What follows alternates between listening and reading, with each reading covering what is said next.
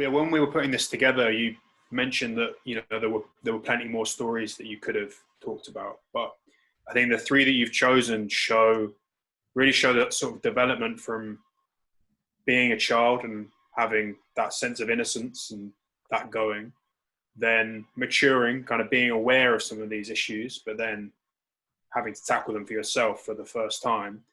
And then by the time this third one comes along, I really noticed in the way that you were telling it that there was just a sort of air of inevitability about it. You were really just sort of resigned to the fact that you knew what was going to happen because you could see them like monitoring you before they'd even stopped you. And it just seems like such a depressing feeling that you kind of know that you're going to have to face up to it before it's even happened. Can you maybe talk a bit about how you kind of have come to terms with that in terms of your own kind of maturing over the years? Definitely. As you mature, as you get older, you see more, you experience more, you educate yourself more, and you're able to handle situations more. And I know one of the things we were speaking about was what's it like being black in the UK or in London or whatever. And one of those things about being black is being prepared to be stopped by the police, or being resigned to the fact where maybe if you're driving or maybe if you're walking on the road or whatever, you're aware that that is a situation that can happen. And I think for me now, as a grown man, I've just gotten more aware of my surroundings and more streetwise in terms of different scenarios and different situations. And I'll give you an example now. Like I've been doing a bit of delivery driving just to pass the time a couple of days a week. Now I live now in a predominantly white area, and the areas that I deliver in are predominantly white areas. Now, what is being black in the UK? I'll give you an example. Is that when I'm delivering, I am aware and anxious at the fact that I am in an area which does not have black people. Now, those people seeing me, they're going to be, I know that there are people watching me thinking, why is he here? What is he doing? Because not in like a bright uniform or anything like that. And when you maybe need to deliver things around the sides of houses, it's really nerve-wracking, because you think someone might think that I'm about to go and rob this house. Someone might think that I'm up to no good. That's what it's like. You're aware that people might think this way. And especially being in an area where there's not many black people, people have these perceptions of you, these stereotypes. And that's something that 2-3 days a week I kind of go through now. I mean, like I said, I'm a grown man, I can deal with it, I can get on with it, but it's still in the back of your mind. And like I said, people can be innocent. I'm not saying that people in the area are racist or anything like that. But as a black man or as a black person doing that, I'm aware of what it might look like to other people and how people might perceive me in what I'm doing. At the beginning of lockdown, I was doing some delivery driving as well. Sounds quite similar to what you're doing. And white privilege is me being able to do that job and not worry that I'm going to be walking down a garden path or down the side of a house and someone's going to see me and think that I shouldn't be there. The first thing they would assume is he's delivering something, not what's he doing. Yeah. And I think the first thing that I said when I told sort of my mum as well and about the job is, she said, make sure you have some sort of a uniform on. Make sure you have some sort of a high vis vest on. That was one of the first things that she said, because you don't want people to, like I said, think that you shouldn't be there, where I have a full right to be there because I'm working. But it was, just make sure that people are aware of what you are doing. I'm 29 years old. It's like you might be discriminated against, but you're the one who has to worry about it. I'm worrying. Yeah, I'm worrying. And I just want to say, like, obviously we talk a lot about like white privilege and things like that. And you've obviously mentioned it a few times yourself. And I think I want to make it clear that white privilege does not mean that you haven't had it hard. That's not what it means. It doesn't mean that you haven't had maybe a hard upbringing or you haven't gone through your own troubles. But for me, what it means is that you haven't had to go through these troubles or hardships because of the color of your skin. I think that's one of the big things. Like you said, me and you do the same job, or a similar job, but you're not worrying because you're white that people might see you a certain way or think you're up to no good. Whereas I have to think, right, I need to just be aware of where I am, what I'm doing, how I'm doing it, how it looks. And I think that's a part of it as well. I think to put this in a context of Dulwich Hamlet, you know, we talk about sort of having these conversations and trying to kind of broaden it out so we can actually get people talking about this. You know, you walk into the clubhouse after scoring a goal and you're kind of treated as a hero and people want to talk to you and be around the team, and that's great. But it's these experiences that we don't speak about what you're doing outside of the football club, outside of the 90 minutes, about how you have to live your life and how the way society is structured kind of impacts on your life. And I think that's why, you know, it's essential that we have these conversations because people aren't aware of it. Yeah, definitely. And I think this is now part of hopefully bringing about a change and a solution, is having these conversations and not burying your head in the sand or feeling a type of way. This is what's happened.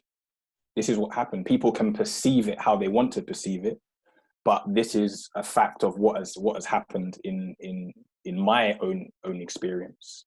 And I think now the big thing is, in terms of a solution, is education and like I said, having these conversations and reading and speaking to people about their experiences. And now how can we bring about change ourselves? And you know, there's obviously a massive movement with the Black Lives Matter, and people are protesting, and we're starting to see some change, and that's what needs to happen. You know, myself and there's obviously going to be different players with different experiences in different circumstances and have their own stories. And yeah, I think it's important that, you know, we do have the conversations. What would you say to a white person who is nervous about starting these conversations with a black person? Because they might well be. Yeah, of course. And I think a lot of white people are very nervous. I think a lot of white people are scared to say the word black because they think, you know, I don't know why, but, you know, I think that's even a touchy, quite a touchy subject for them, is to even say the word black. And I think first and foremost, I think it's about educating yourself and maybe finding out what it's been like for black people in the UK. There's plenty of content online and different streams and there's different programs about black history in the UK. And I think it's about just maybe doing a bit of self-education to find out what is happening, looking at police stats. I've got one here. You know, black people are 8 times more likely to be stopped by the police. Not many people may know that, but 8 times more likely, you know, to be stopped by police. And it's just finding out those little stats and thinking, well, I want to start a conversation with someone. I'd like to speak further about this. I'd like to look at more content. You know, we're lucky where we have social media.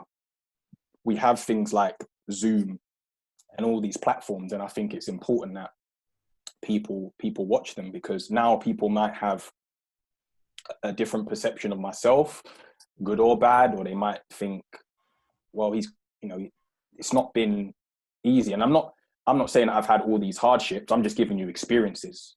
I've been quite lucky. I haven't had to deal with that every day, but I've just had those experiences, and I'm one of millions that have had those experiences.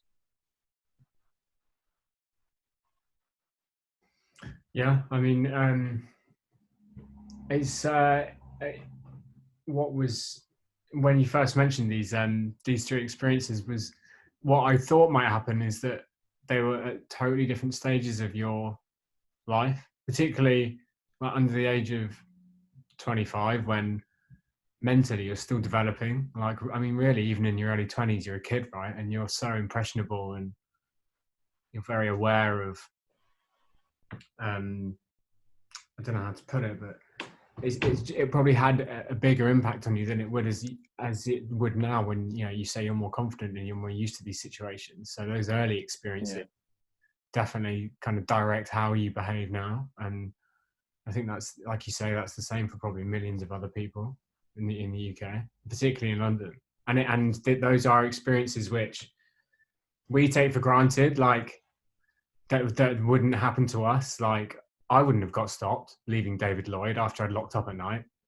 Never. Like I wouldn't have been told I was going too slowly on the motorway. I wouldn't have been.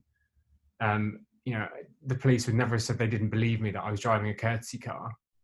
Like so many aspects of the stories you've told just aren't applicable to me as a white man.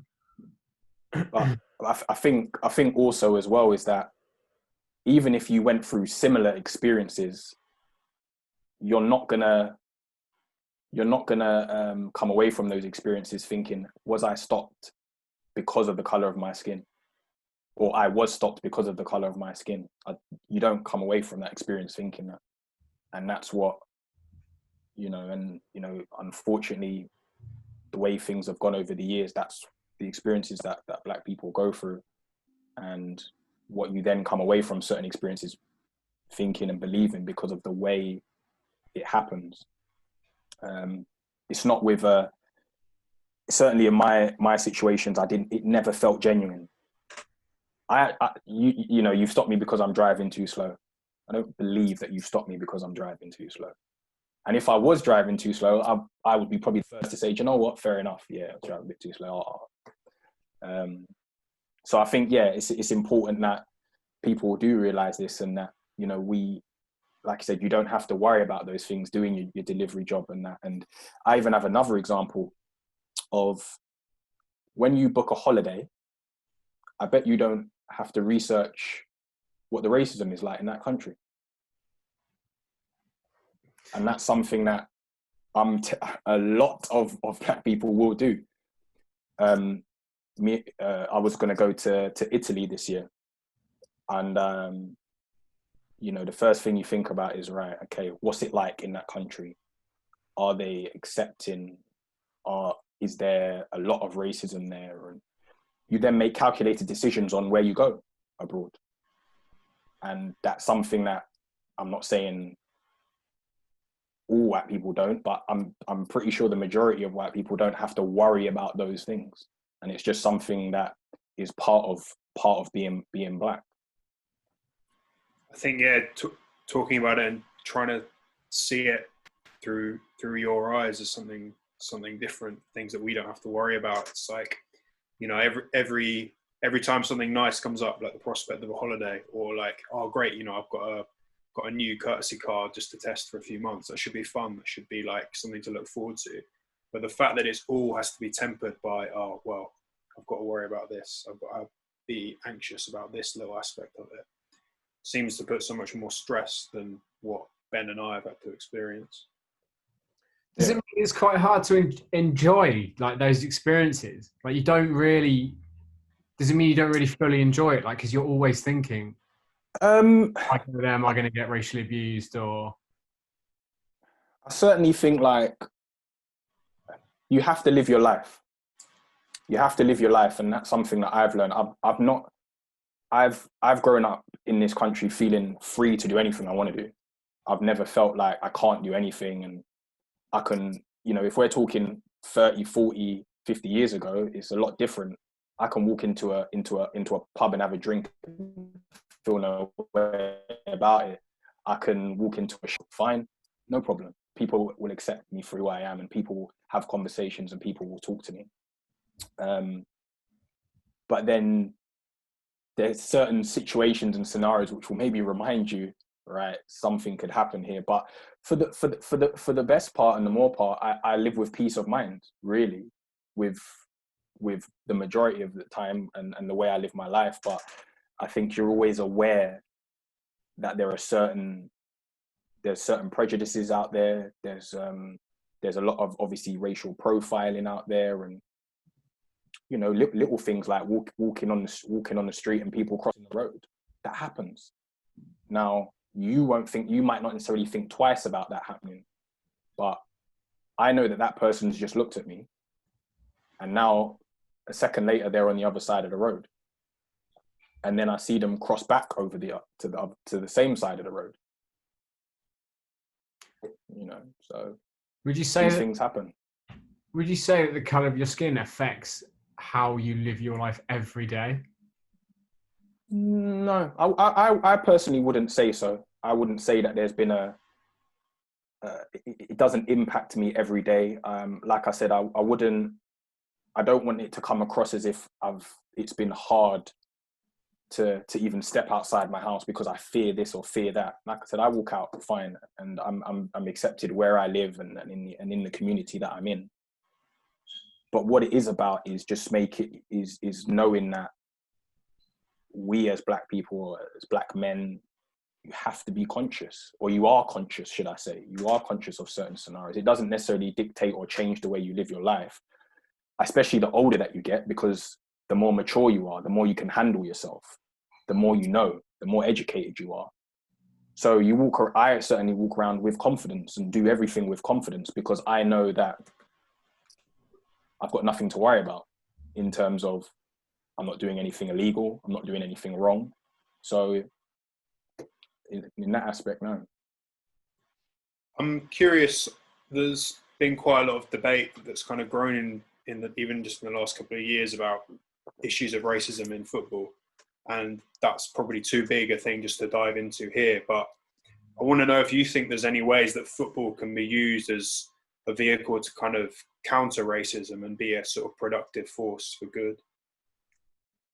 Definitely. I think you look at the Black players in the Premier League, your Raheem Sterlings, your Marcus Rashfords, your Troy Deeneys, people that are really like on a massive platform and advocates for, you know, change for Black players. And they're really the driving force. They're really the driving force because they are loved by millions and millions of people, and they can influence people in a positive way. And I think as it trickles down, I think that not just black players or, you know, everyone, this needs to be a collective effort. I think that's an important thing to say, is that this isn't white versus black versus Asian, or white versus Asian. This is everyone against racism. This is everyone against racial profiling. This is everyone against institutional racism. This is everyone against all of it. And I think that's where you're seeing a bit of a change now in terms of the protesting, is that there is such a diversity in the people that are protesting. That's the only way you're really going to get change. And the footballers, they have to keep being passionate about what they want to do. They have to be passionate about supporting it. And they are. They've been absolutely brilliant in their approach and what they've done. And but it shouldn't be fashionable to be against racism, in terms of I'm gonna be doing this for the next 2 weeks, 3 weeks. I'm gonna do this just to get 1,000 likes on Instagram or Twitter, because this conversation has been happening for years and years and years and years and years. So it shouldn't be fashionable. It shouldn't just be a phase. This needs to be ongoing until there is sufficient change, really, till there's genuine change. And unfortunately, we're still having these conversations in 2020. We're still protesting in 2020. They've been protesting for years. You know, I spoke to my dad a few days ago, and he said, you know, what do you think about it? And he said, I'll be honest, I've been seeing this since the 60s, 70s, 80s. You know, this is not anything new. But you just hope that at some point there is that change. Is there anything about this, from your point of view, that the recent momentum that Black Lives Matters has built up, is there anything that you think is different? Do you see any, you know, your dad sounds like he might doubt whether or not this is going to be long term and actually have an effect. Do you feel differently? I feel like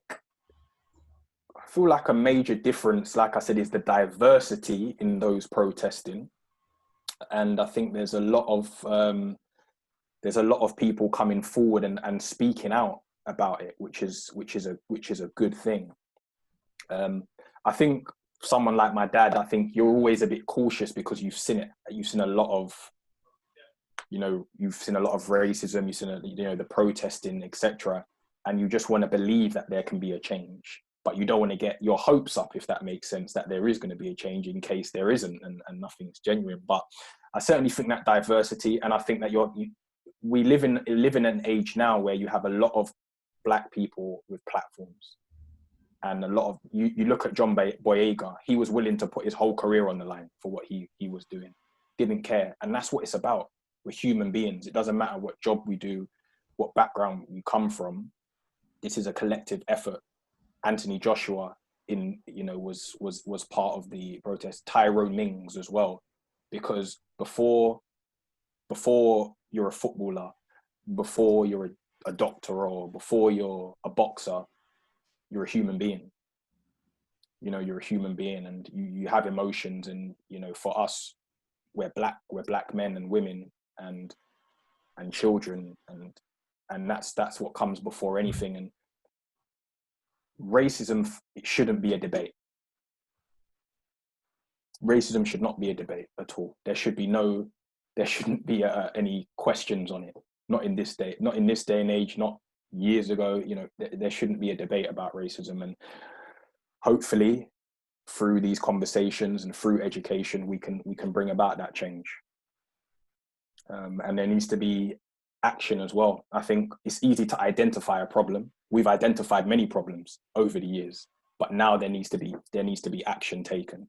There needs to be a movement. And you look at, like I said, and it's going to take people like Marcus Rashford. It's going to take people like Raheem Sterling, and people that have that pedestal and have that platform to really push it and drive it, and Anthony Joshua's and all people, and hopefully we'll start to see it. To me, it's we'll wrap this up in a minute, because as Hugo and I have a classic habit of ending up spending exactly 1 hour recording anything. Like, even if we aim for 25 minutes, it always seems to be in a 10-minute window around the hour mark, and that's exactly what's happened again today. So in future we'll have to maybe 45 minutes is more achievable. But I just wanted to ask, and I've just been thinking about it as we've been speaking.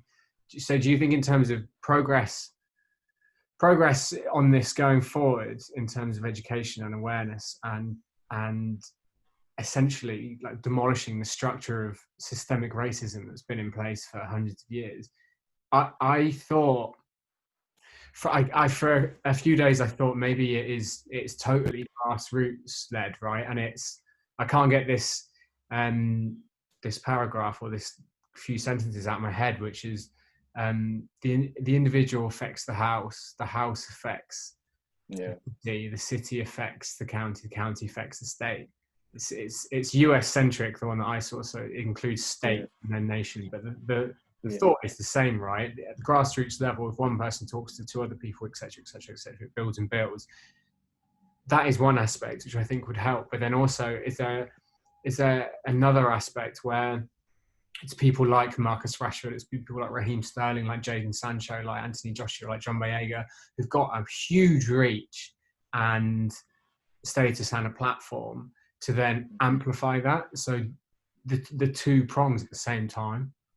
Is that the key? Yeah, definitely, because we don't all have that platform. We don't all have millions and millions of followers.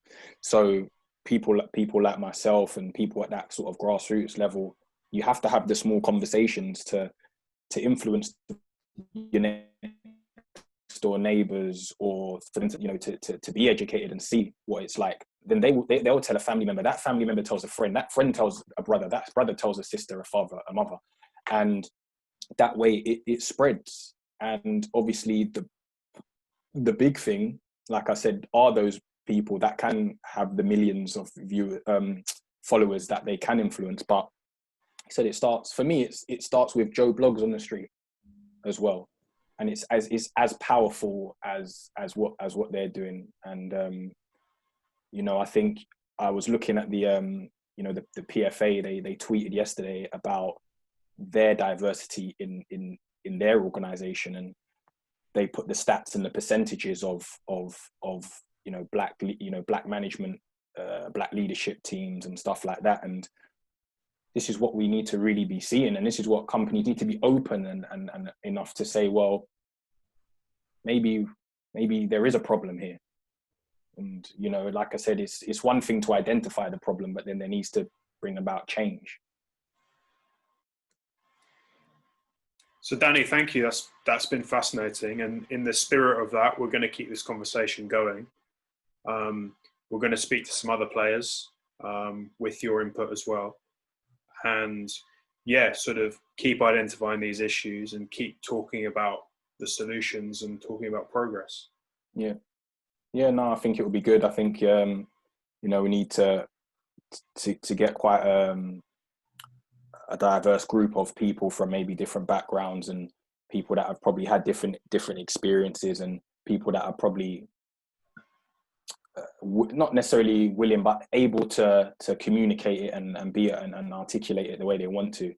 But yeah, you know, like I said, I think it's just about getting it out there. And there's a lot of things, there's obviously things today that you've learned about me that you thought would never have happened. And there's going to be that for a lot of people, probably with worse experiences than mine. You know, you've got, you know, my topic was more about racial profiling. We're going to probably have people that have had acts of racism.